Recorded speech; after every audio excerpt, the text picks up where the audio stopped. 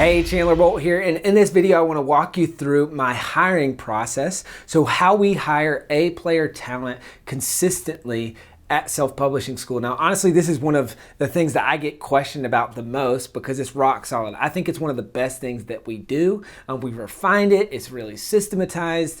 It's very thorough. It's long. It's just really, really helpful. And we found that we've got great people on the team because of this hiring process. So I always get asked about it from my fellow entrepreneurs, so I decided to record it in this video. Now, one quick note before I get started, we also have the full hiring process in a PDF. The link will be along with this video and you can download that because there's a lot of templates, there's email templates, there's job scorecard templates, there's kind of templates throughout the entire process, and it also kind of goes step by step through the process itself. Now, first things first, the hiring process is broken down into 4 parts. There's 2 really great books that I recommend on hiring. Number 1 is Who by Jeff Smart, and the second one is Top Grading, and that's by his dad. Now, Top Grading is like kind of the encyclopedia long version. Who is the short version, so I'd recommend you start with Who. It's a really great book. But that book talks about breaking up the hiring process into 4 parts. So creating a job scorecard, then sourcing great candidates, selecting the best one to work for you, and then selling them on the position. Because obviously if they're an A player, they're going to need to be sold on the position and on the company itself. So those are the 4 parts. Now, the biggest mistake that I see people make in this process is almost always at the beginning. So there's 2 main mistakes that people make. Number 1, they're not clear on the job that they're hiring for. And then number 2, they don't source enough candidates to just statistically have good math that they're going to get someone great. So let's talk about the job scorecard first. So a job scorecard, it simply is kind of something that they talk about it in the book, but then we've also developed our own flavor to it, which is going to list out a few things. What's the mission and purpose of the role? What's the title of the role? That can be hard sometimes, figuring out the title, and then I always go to payscale.com or some other Glassdoor, some company to see, hey, what's the salary range that people usually pay for this? What are the skill sets and the expectations for someone in this role? So that's the first part of the job scorecard, is the mission and purpose. Then we'll go through core competencies. So what are the skill sets that this person needs to have to be successful in their role? Maybe there's some tech requirements? What are the past experience requirements? So do they need 3 years of sales experience or customer service experience at a company that's larger than $5 million a year, or that's B2B or B2C, right? What are those specific things I'm looking for there? And for you, there may also be education requirements. We're big on skills and past results, not so much on checking boxes, so we don't have as much of those, but I recognize for certain companies that'll be important. So maybe you have education requirements, and then towards the bottom, this is the most important part of the job scorecard in my opinion, and this is the outcomes and results that are going to be having to happen over the first 1 month, 2 months, 3 months, and the KPIs that you're going to measure them on. Okay, so when I get very clear, so in the first 30 days, you need to achieve these 3 things. First 60 days, I need you to achieve these 3 things. And then the first 90 days, I need you to achieve these 3 things, right? So I'm getting super clear on what success looks like for them in their first 90 days and the 2 or 3 KPIs that I'm gonna measure them on. Now, I've got another video on how to create KPIs, another video on kind of the org chart and things like that, but you can check those videos out. But I'm getting super clear on what success looks like for this person, what are they gonna be responsible for, and what are the KPIs that I'm going to measure them against. Now, if you just do that piece, I can guarantee that you're going to hire better people, because most people, they go to hire and they just say, oh, I just need an assistant or a project manager, someone to do all this meaningless busy work, right, that's coming up on my plate. I need them to do website design, I need them to do marketing, and I also need them to do some sales. It's like, you've just described a human that does not exist, right? This is all those different sets of skill sets. They need to be great at admins and numbers, but love talking to people, love sales, and they're also really good at marketing. It's like, you've just described your clone, which probably does not exist in the employees that you're trying to hire. right? So it's really important that you get clear on the job scorecard, but then secondly, you need to source as many candidates as possible. Now, I recognize that I have a little bit of an advantage in the sense that I run an online company, so I can kind of source and recruit from anywhere in North and South America. That's where we choose to mostly hire from. So this may be a little bit more difficult locally, and then also if you live in a small town, but it is still possible. So you need to recruit as many people as possible.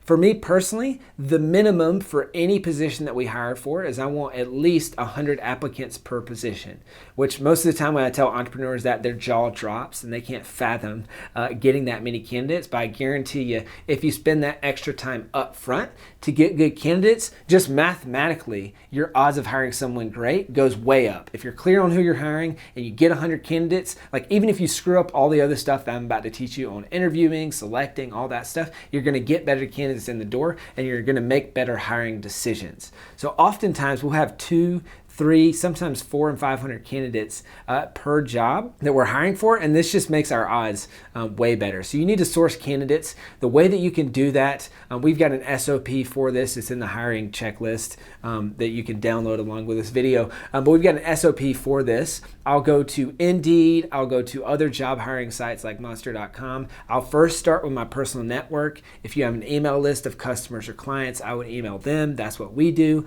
I also go to my personal network, so like LinkedIn, Facebook, stuff like that, and go one-to-one reach outs.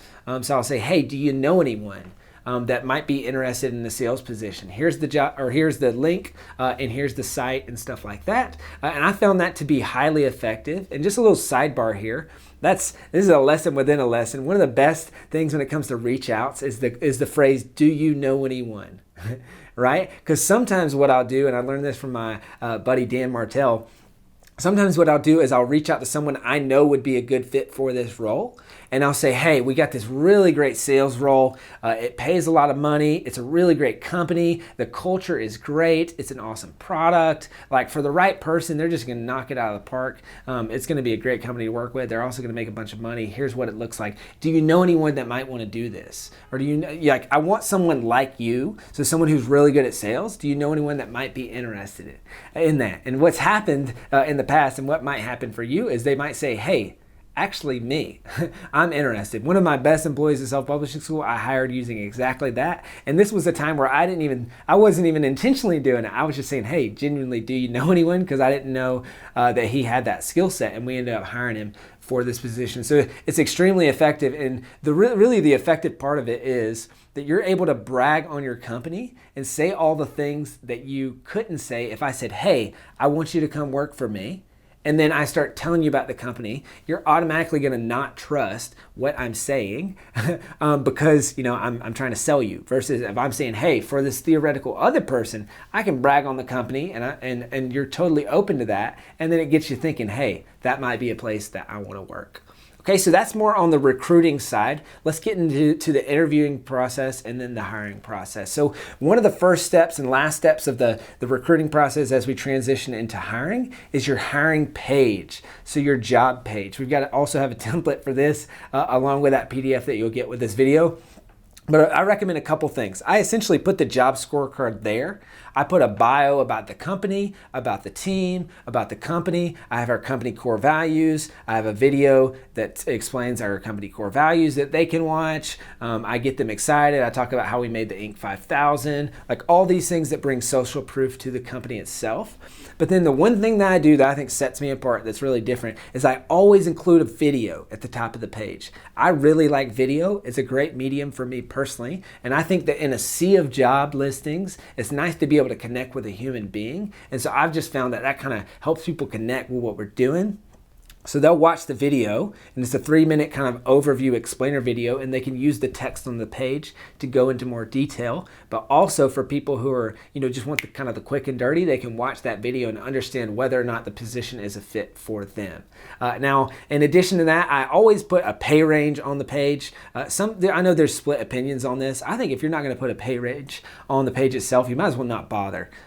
Especially if you have a cumbersome process and like a process where you're going to send people a lot of hoops. Think about yourself. Would you jump through a ton of hoops if you didn't even know if it was within the range that you're looking for?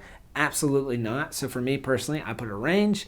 So it might be, oh, for this position, it's $40,000 to $60,000 depending on experience, right? So at least they know if they're within the range, and the other benefits that we offer, I list those there as well. Now on the bottom of our recruiting or our application page, I have a Google form, which is the application.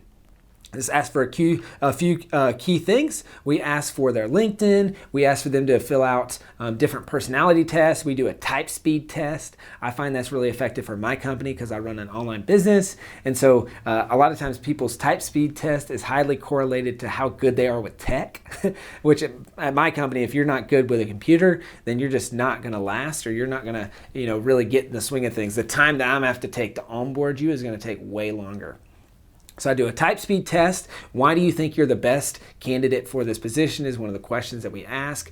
What's your current employment situation? So I get kind of an understanding of that. And a couple other key questions that we ask. We also have a template for that you can follow. So that's kind of the end of the recruiting process. Now let's go into the interview process. So as far as the interview process goes, there's 3 main interviews that we do in the process. So there's the screening interview, there's the focus interview, and there's the top grading interview. Now, in addition to that, we might also have them do a test, do additional personality tests. Maybe we'll have them do, submit some work. So see what their work looks like, depends on the position. But these are the 3 main interviews. Now, the first one is a screening interview. That's a 15-minute interview where there's 3 or 4 basic questions. So there's questions like, why are you interested in this job? What are you really good at professionally? What are you not good at professionally, or you don't like doing? And then what are your goals? So what are your career goals? Where are you headed, right? So we're trying to see quickly if there's a fit and just kind of size things up without wasting a lot of our time. So that's the screening interview. The second one is the focus interview. That focuses on different aspects of their potential job, or kind of goes a little bit deeper into making sure, do they have the core competencies for this role, and do they fit the job scorecard? So that interview is going to be anywhere from 30 minutes to maybe an hour. Now, a lot of these get adjusted. If we've got 300 candidates and then we've got 30 people or 40 people that make it to the first round, we might adjust some of these things, according to kind of our workload and how many high quality candidates that we have in the pipeline. And then the third interview is the top grading interview. So this is a long interview. This is 2 to 4 hours, and this is only our top 3 to 5 candidates. Now, what we're gonna do on this interview is we're gonna walk through their whole past work history, job by job, and we're gonna kind of ask the same questions at each. What's the high point in this role? What's a low point in this role? What were you hired to do? What did you struggle with? And then here's the big one. What's your boss going to rank you, scale of 1 to 10, when I talk to them? So we're assuming and letting them know up front, I'm going to be talking to your boss. What are they going to rank you, scale of 1 to 10? And what might they say that you struggle with? And then the last thing is, why did you leave? So we want to know, did they get pushed out or were they pulled out? So the things that you're going to want to look for was, did they keep getting pushed out and fired? That is almost always a bad sign. If someone got fired from multiple jobs, I will almost never hire them, because that's usually not a good sign. And then, or were they pulled out? So did their competitors or their largest customer recruited them and pulled them out? Did they get headhunted? That's always a good sign, because they're known as a top performer and they're getting pulled. So think push versus pull. That's what I'm trying to discover in that process, in the top grading process. And really, in spending such a long period of time with people, they're going to start to, after an hour, hour and a half, they're going to start to kind of get relaxed, and that's when they really let it fly. And then you can find some really interesting things out about them. So that's the 3 interviews. And then after that, we want to do some reference calls. So the way that we do this is we actually have them set up the reference calls themselves. And because we went through the top grading interview, they've listed out all of their past bosses, and we handpick the people that we want to talk to. This is way different than the way that most people do it. Most people say, hey, got any references? And then you're not talking to their mom, their cousin's cousin, and the boss who's a friend of the family. Right? So obviously they're going to say good things about them. So we choose the people that we want to talk to, and then I have them set up the reference calls themselves. Again, this is something I learned from top grading. Really powerful, because what ends up happening is that's a test of how good of terms are they on with their past bosses, right? So I say, hey, I'm going to be doing reference calls on Tuesday from 3 to 5 p.m. Here's a link where you can schedule. I need you to schedule at least 3 out of these 5 people, so I'll give them some options and some flexibility during these times. Go ahead and let me know what you do. right? So now they schedule them for me, which, oh, by the way, also saves me a ton of work because I don't have to do all the scheduling, but also I get to see how good a relationship they have with their boss. Now, on those reference calls, I've just got a couple things that I want to cover. So what were they good at professionally? What were they not good at professionally? What are some things that they struggled with? Again, we've got the exact questions kind of in the PDF, but what were some things that they struggled with? And then how would you rate them scale of 1 to 10? What could they do better? Now, one kind of probing question that will always get better stuff from these reference calls, because one of the biggest challenges you're going to run into is people hate giving a negative reference. So they'll just kind of BS you, or they'll just say only the positive stuff. So one of the things you can do is say, hey, I heard that so-and-so, they said that they struggled with X while they were at your company. Can you tell me more about that?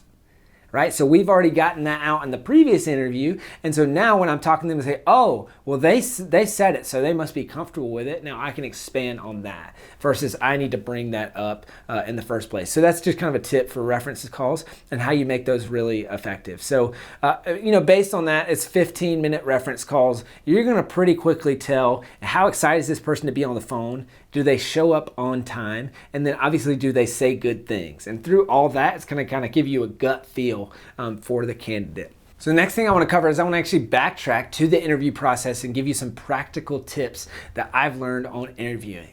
First things first, I do this virtually. So obviously if you have an in-person office, you're gonna do it in person, but if you're doing it virtually, do it via video. That's really important because you kind of get a sense of who the person is. Do they dress up? You can connect, all those things. So you can kind of pick up on more than you can just via audio. So that's the first thing. The second thing is do dual interviews. So have 2 people per interview. Now, not so much on the screening interview, but as you get into the second and third interview, especially the top grading interview, you need to have 2 people on the call. So I always have someone else on my team doing the interview with me. Now, one person is in charge of doing the actual interview, so they're running the interview. The other person is in charge of probing and asking difficult questions. So my biggest concern when I'm going through this process for myself is I know that I have certain hiring biases, right? There's things that I like, there's things that I don't like, and sometimes that can blind me from whether or not this is a great candidate. So I want someone else to kind of round that out and poke holes in my thinking so that I'm not just biased by the fact that I know the person or it was a referral from a friend or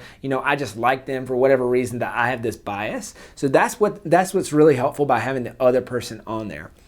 So you'll do a dual interview. It also kind of gives you a breather sometimes to think when they're asking questions or when the candidate's talking, so you can come up with better questions. And then one of my favorite questions to end the interview is I'll kick it back to the other person. And so I'll say, hey, so Jordan, obviously we're a ways into this interview. Any red flags or concerns that you have or tough questions that you want to ask so-and-so?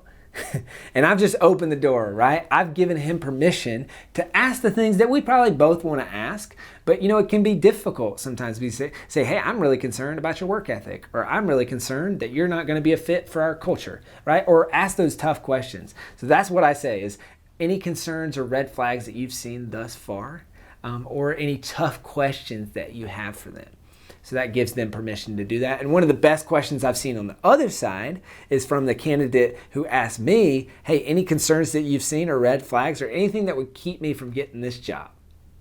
Like any tough questions, and just ending with that. I love that because they gave me permission to say those things, and then they were able to overcome those objections, if you will, and kind of work through that with me on the call itself. Now, once you get to the end of the dual interview process, we actually have a structure and a format where we do a ranking of that interview and of that candidate on a scale of 1 to 10. Then we do pros and cons and we list that out. And what we'll do is we'll go all the interviews. Now I prefer to batch these. So I'll do them in a day or maybe 2 days. So we'll kind of put them as close together as possible because then there's recency. So I can kind of compare quickly versus if you wait and time elapses, you kind of forget how awesome that candidate was. And maybe now there's recency bias. So you're biased towards the most recent candidate instead of the best candidate. So that's why I try to do them all at one time and back to back, preferably in the span of a day or 2, and it also speeds up the process. But then at the end of that, we'll rank the candidate and then we'll put them in order. So the person I'm interviewing with, they'll do that independently. I'll do it on my side, and then we'll come together on a meeting and we'll say, hey, here's my top 3, here's number 1. And then we get to kind of argue about it, right? Which is really cool because I can poke holes in their thinking, they can poke holes in my thinking. And oftentimes we see different things that are really valid points that help keep us from mishiring. Now, speaking of mishiring, the last thing that I want to walk you through in this video is some of my hiring rules and red flags that keep people from getting the job. So these are obviously going to be dependent to me, and so it might be a little bit special to me and my business, the type of people that I want to hire and stuff like that. But I think that you can glean some understanding from this and kind of think about what are your red flags or what are your non-negotiables as you go through the process. So the first thing that we're looking for is this person a culture fit? Because no matter what, for us, if a person's not a culture fit, just long term, it's not going to work. So they're not going to work. So do they have? There's a few things about our culture. So are they a hard worker? Do they have kind of a blue collar work ethic, right? So they're not afraid to roll up their sleeves and get their hands dirty. This is a small, scrappy startup, right? Are they the type of person that's going to succeed in that environment? Are they used to working at a big company where they have like 5 assistants and all these people working for them and doing stuff for them, stuff like that, right? So are they scrappy? Do they have that blue collar work ethic? And then also alongside that, are they growth oriented? This is super important because if people aren't growth oriented, they're not going to work at self-publishing school. Now, a few other kind of red flags that I've seen and I've been burnt on in the past is number 1, are they negative? So we just have zero tolerance for negativity at self-publishing school. So sometimes I've went against my gut and I've hired someone who on the interview, they complained about their last 3 bosses the whole time. And they're like, oh, it was just a horrible situation and it was really rough and I wasn't treated fairly and they didn't appreciate me. And that was that was a red flag for me, but I said, no, I think they're still good. Now, almost always that comes to backfire. So if they're negative and I pick up on that in the interview now, that's just a hard non-start. We have no place for negativity. Now, in addition to that, so the negativity piece, how bad do they need this job?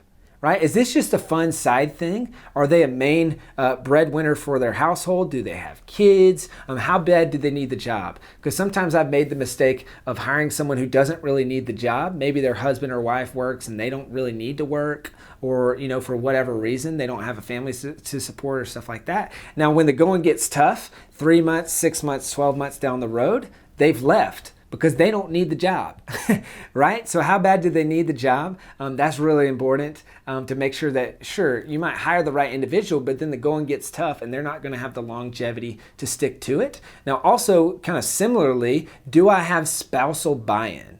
This is something that I look at, really in everything that we do at self-publishing school. But is the spouse on my side? Are they on the company's side? So from the interview process to especially the hiring process, are they a fan of this or are they against it? Because guess what's going to happen? They're going to have a tough day. They're going to have a tough week. Who are they going to talk it over with? They're going to talk it over with their spouse. If the spouse is not in your corner, and if they're not for them working at your company, then when they have those difficult conversations, they're going to say, hey, well, you should just quit. Or you should just leave, or you can just find another job, right? So they're not in my corner, they're not in the company's corner, which long term is going to be really hurtful, and I've been burnt by that as well. Now, one kind of sidebar to that's kind of similar. How long do they have to drive to work? So for me, obviously, this is a big selling point as I run an online company. So I actually sell against that when I'm trying to recruit people is, hey, you're going to save, I think on average, it's 2 weeks of your life in the calendar year that you're going to gain back from your commute, which I think is the American average is 20 or 30 minutes one way per day or something like that, which equates to about 2 weeks in a year, which is just crazy, right? So they're going to save that when they come to my company. But on the flip side is if they have to show up to an office, and especially when I was doing manual labor jobs, so I ran a painting company. If I had a painter that had to drive 45 minutes to the job site every morning, they were more likely to be late. They were more likely to quit because it's difficult. And everyone will tell you, oh no, the commute's no problem. It's no problem. I'm totally fine with it. But 3, 6, 12 months from now, when the going gets tough and when they're tired of working with you or tired of that commute, it's going to be a deal breaker. And then maybe you hired the right person, but they're not going to have longevity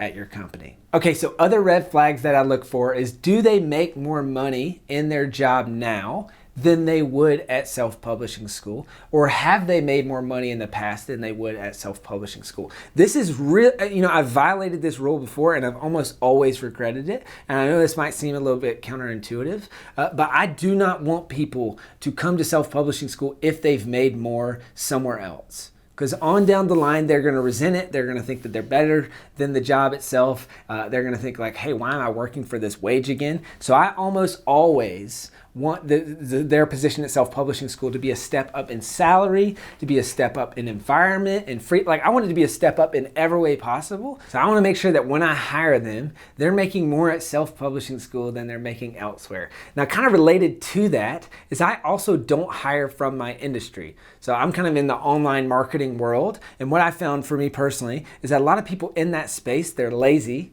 They're interested in the laptop lifestyle. They get paid way too much. They have a ton of freedom, which freedom's a great thing. But for me personally, I just know that they're not going to adjust well to the level of discipline and rigor with which we execute.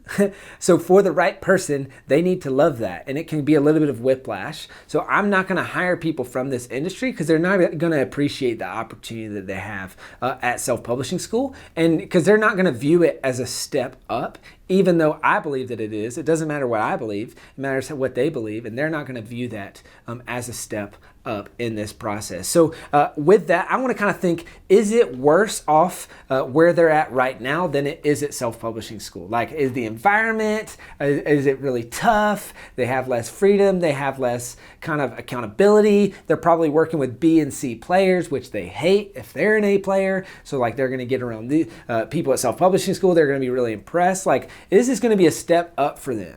Right? Because I want to make sure that it is, because we've got a really killer work environment and really great culture that we've worked hard to create for the right person. But they need to appreciate it, and this is going back to what I was saying earlier. They need to kind of know what they're getting into and appreciate and be a good culture fit that's humble, that's a hard worker, that's blue collar, that can roll up their sleeves, like kind of all those things that I've identified that are important for me. So I know this has been a long video and I've thrown a lot at you and there's really a lot in this process and it's been honed in over time. I hope that you found this helpful. I'll just recap kind of what we learned so far. So we talked about it's important to get clear on your job scorecard. That's the main mistake that most people make. So get clear on what you're hiring for and who you're hiring, and then get enough candidates to fill the pipeline. So preferably more than 100 per position. And oh, by the way, when you get that many, you can say that it's more difficult to get a job at your company than it is to get into Harvard, which is true. And that's what we say all the time. So Harvard accepts 4% of applicants. Self-publishing school, we accept less than 1%, oftentimes less than 0.5%, right? So if you got kind of this prestigious club that they can join by joining your company. Then you're going to walk them through the testing process, the application process, and the 3 interviews that I mentioned. You're going to do the reference call, and then you're going to make sure that you do that with another person, so you're interviewing with someone else. And all these things kind of cumulatively are going to make sure that you hire properly. Now, I know probably what you're thinking right now, which this is crazy. This sounds like a lot of work. Well, you know what's crazier is mishiring, wasting months of your life, wasting tens of thousands of dollars on the wrong person. You know, there's a lot of studies that have been done here that say the average mishire for just a mid-level management position costs upwards of $100,000 for the company. And oftentimes it's more like $125,000 to $250,000, $300,000. Because you got to think, what's the opportunity cost of if you would have hired a great person? How much time are you investing to onboard that person, then to fire them, then you're paying them severance pay, then you have to rehire for it, you have to do all these other things. And meanwhile, you've wasted all this time and you've paid salary to someone who isn't that good. So in order to avoid all that, you need to make sure that you do your due diligence up front. I hope that you found this video helpful. I'd love for you to comment below. Let me know what you think. Is this process similar to your hiring process? Is it too intense? What do you think about this process? Also, download the PDF that accompanies this. There's a lot of really helpful resources there. We literally lay out the entire process for you. I think you'll find that really helpful. So check out those 2 things right now, and I look forward to seeing you in the next video. See ya.